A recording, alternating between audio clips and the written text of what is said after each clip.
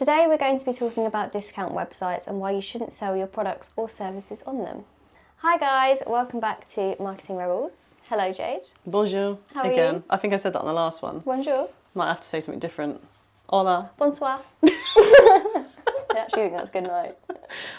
I actually don't know. I have no idea. Right, so today we are going to be talking about discount websites. Indeed. So for those of you that don't know, what is a discount website? So essentially it's where you can list your products and services and they're heavily discounted. So things like Welcher, Groupon, those kind of things. Mm-hmm. So the company that runs the discount site takes a percentage of your sale and the person, whoever it is, gets that sale much, much cheaper as well. So you're giving some of your profit away anyway to be on the site, and whoever's buying is also getting a discounted service. So you're kind of losing money in both ways, but I can see why people think it's a good idea.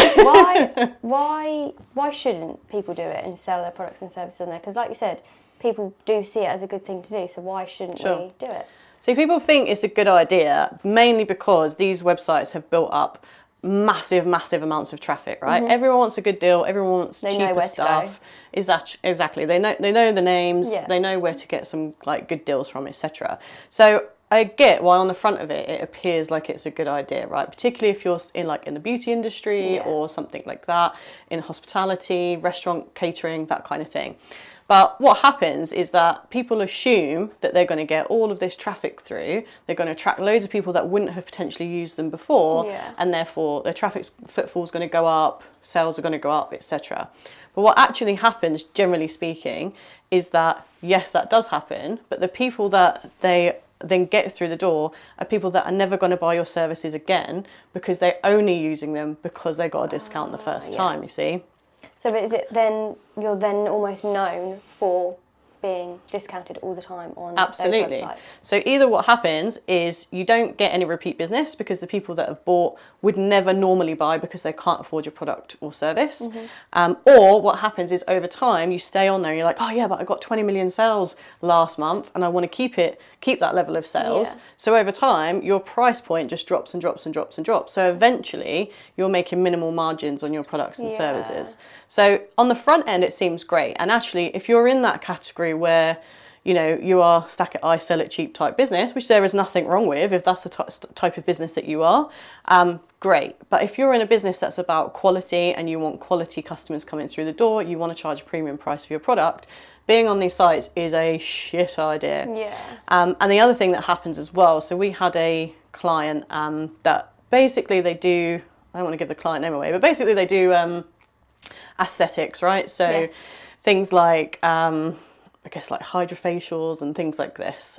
So really premium product. So they decided, actually, we want to kind of get out there a bit more. We're going to get our marketing up together and we're going to use these sites to do that. So that's exactly what they did. But then when they kind of came to us and said, actually, we want to take it a step further now, we've seen a massive drop in the quality of customers. We've seen a massive drop in repeat customers. Like, can you help us? The first thing I did was went on and just did a basically incognito Google of their site just to see what was going on. And actually those same discount sites were paying for Google Ads on that client's name. So actually they were getting all the business through the door that the client would have got organically and not have had to pay for. Generally full paying customers as well that have then got discount, and they've then had to pay the percentage to those discount sites in order to get the customer. They take quite a big chunk as well. Yeah, I'm not sure what it is, but they do. Yeah, they charge for it. So something that they would have got completely organically because their SEO was working for them, they've now essentially had stolen from them, and they're paying to have something they would have had anyway. So straight away I was like, guys, you need to sort this out. And when I did a bit more research into it, that's exactly what their business model is. So you're not getting new customers because they're so great and they're a massive organisation. I mean, you will to an extent, but actually you're getting new customers because they're bidding on your business name. So you're losing out to those customers, and that is why over time it's just not a great idea. Their retention dropped completely because the people they were then getting just wanted the discounts and they couldn't sustain that level of business. So yeah, not a great shout. No, and is that just like, because I don't really go on discount websites that much, but you do see more of say like bigger branched companies doing it. Like sometimes I've been on there for spas, and you'll have the same company in different locations on there. I guess it's more for those bigger, I don't know, better working for bigger random clients. I would probably say they probably, on the front end it seems like a good idea. It seems like a logical step to take. So I totally understand why people have done that.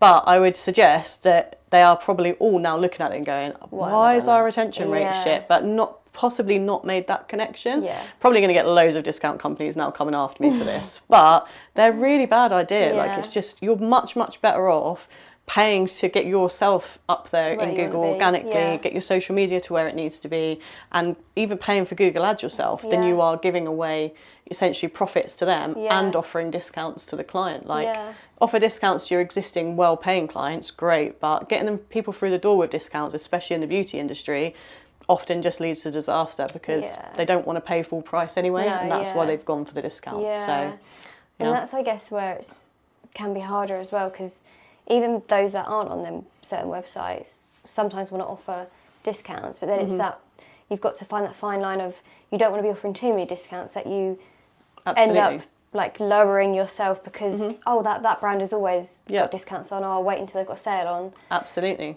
And a secondary kind of bit of damage that you get from that is people then associate you with low cost, low quality. Yeah. So people are always like, oh yeah, I drop my prices. But actually there's something to be said. And so many people say, like, if I say, well, why did you go with them? Well, they must know what they're doing. If they're brave enough to charge that sort of money, they must be good quality. Yeah. And actually it works really well psychologically. So the more you discount your rates, the more you go like that, the more you seem cheap and nasty. So don't do it. You heard it from her herself. Essentially, don't do it. Yeah. Please don't come after me, Welcher. I can't afford to pay you. Cool. So I think that is it for today's video. Thank you for watching, and we'll see you again soon.